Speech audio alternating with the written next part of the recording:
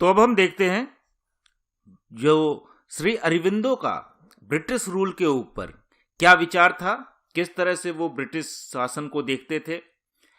अब ये डायरेक्टली, क्योंकि हम जैसा देख रहे हैं उस समय का जो टाइम है, ये खुद ब्रिटेन में पढ़ के आते हैं और काफ़ी ज़्यादा टाइम ब्रिटेन में पूरी शिक्षा जो है इनकी वेस्टर्न तरीके से होती है, लेकिन वो चीज़ें इनको इन्फ्लुएंस नहीं कर पाती। जब ये भारत आते हैं तो ये देखते हैं कि एक तरफ तो जो सुपीरियरिटी ब्रिटेन दिखा रहा है कि वो ज़्यादा डेमोक्रेटिक है, ज़्यादा सिविलाइज्ड है, ज़्यादा एजुकेटेड है, दूसरी तरफ वो दूसरे लोगों का शोषण कर रहा है। और भारत के संदर्भ में उनके विचार थे कि हम मॉरली जो है या स्पिरिचुअली या हमारा जो वेदास है या हमारा जो लिटरेचर है वो आपके बराबर है, अगर आपसे बहुत ऊपर नहीं है तो आपके बराबर है, तो हम किसी से इन्फीरियर नहीं हैं।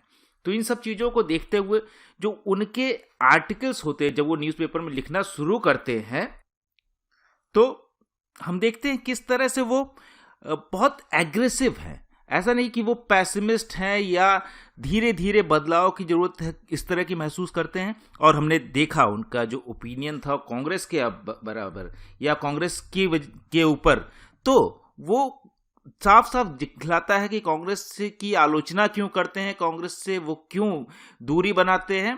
क्योंकि उनको लगता है कि कांग्रेस सीरियस नहीं है। उनको ये लगता है कि कांग्रेस जो है वो पूर्ण स्वराज की डिमांड नहीं कर रही है। इस तरह के जो आइडियाज़ होते हैं उसकी वजह से इनके जो आइडिया होते हैं वो बड़े एग्रेसिव होते हैं। तो उनका पहला आलेख भारत आने के बाद जो पहली चीज़ें लिखते हैं, जो आर्टिकल लिखते हैं, वो पब्लिश होता है इंदु प्रकाश, एक एंग्लो मराठी पेपर है जो इंग्लिश और मराठी दोनों में छपता है। उसमें फर्स्ट पॉलिटिकल आर्टिकल उनका पब्लिश होता है।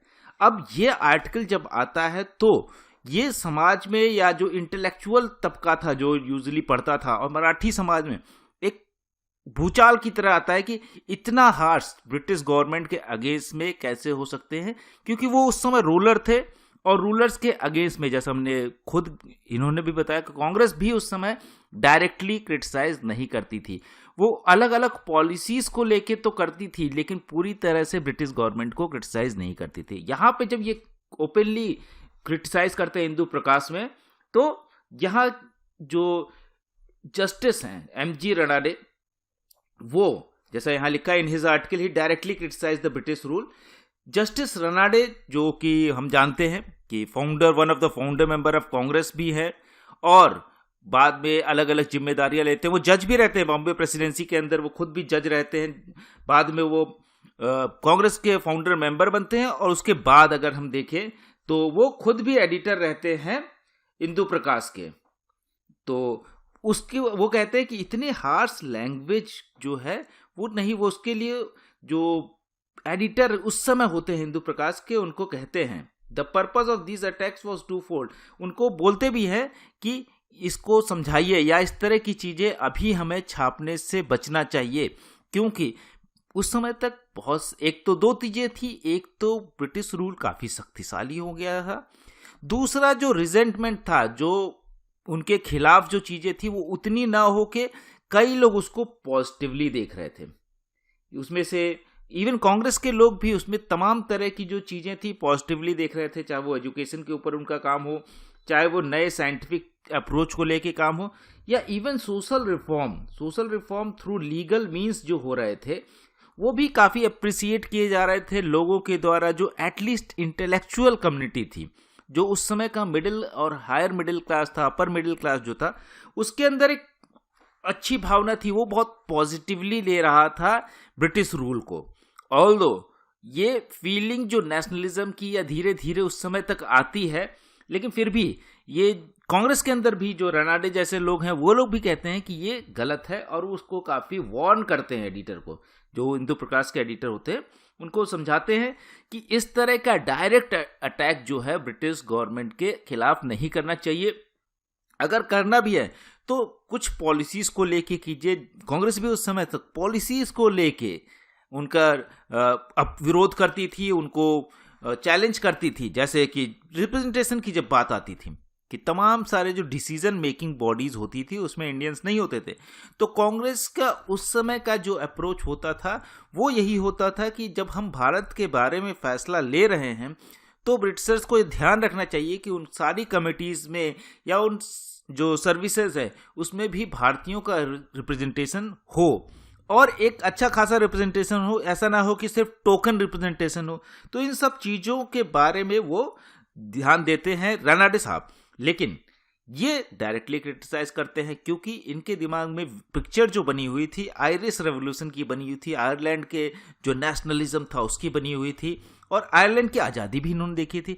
उससे प्रभावित होके ये भारत में भी आज़ादी के लिए काम करते हैं और ब्रिटिश रूल को किसी भी तरह से बेल आउट नहीं देते। वो किसी भी तरह से ये नहीं कहते कि ब्रिटिश रूल अच्छा है किसी भी एक्सपेक्ट में, क्योंकि अपने जो ट्रेडिशन है उसको वो पढ़ते हैं, देखते हैं, और वो देखते हैं कि काफ़ी रिच ट्रेडिशन है हमारा, इसलिए हम ब्रिटिशर्स से किसी भी मायने में पीछे नहीं हैं। अब जो इनका क्रिटिसिज्म होता है, जो अटैक करते हैं, उसके टू फोल्ड है, दो तरीके से, दो बातों में। फर्स्ट क्या है, to strengthen the anti British sentiment.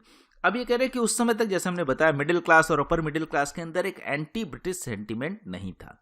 सिपाही म्यूटनी हो चुकी है, जो सिपाही विद्रोह हो चुका था, लेकिन उसके बावजूद भी लोअर क्लास में, क्योंकि जो एक्सप्लॉयटेशन था या शोषण था वो लोअर क्लास का ब्रिटिशर्स कर रहे थे, मजदूरों का ज़्यादा कर रहे थे, ना कि मिडिल क्लास का। मिडिल अपर क्लास को काफ़ी सहूलियतें दे रहे थे और उनको अच्छे से ट्रीट किया था, तो उनको तमाम तरह की पदवी दे के उनसे काम निकाला जाता था। इन सब चीज़ों से वो परेशान होके कि एंटी ब्रिटिश सेंटिमेंट जब तक नहीं आएगा तब तक लोग अपने राष्ट्र के लिए, अपने राष्ट्रवाद का जो आइडिया है वो नहीं आएगा, और राष्ट्र की आज़ादी के लिए लोग संघर्ष नहीं करेंगे।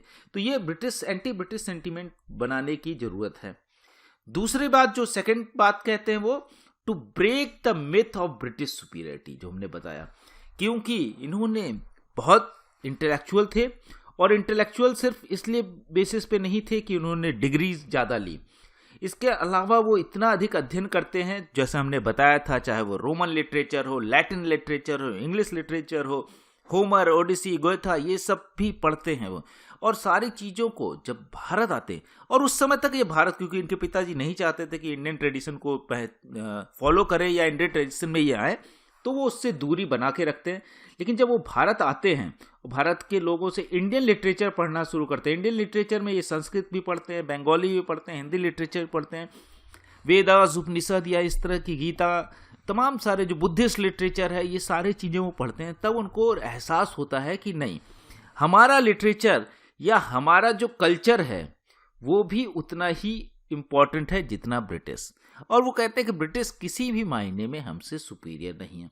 और एक एंशिएंट पीरियड में अगर देखें तो इंडियन फिलॉसफी जो है, भारतीय दर्शन जो है, वो ज़्यादा सुपीरियर है, इनको लगता है, इनके अकॉर्डिंग, बनस्पत की अगर हम देखें वेस्टर्न फिलॉसफी से। ऑल्दो ये कहते हैं कि बाद के जो मिड एरा है भारत का, या बाद के पीरियड में साइंस, टेक्नोलॉजी या मटेरियलिस्टिक अप्रोच भी खत्म हो जाता है और फिलोसफिकल अप्रोच भी खत्म हो जाता है इंडिया का, इसलिए वो पीछे चला गया।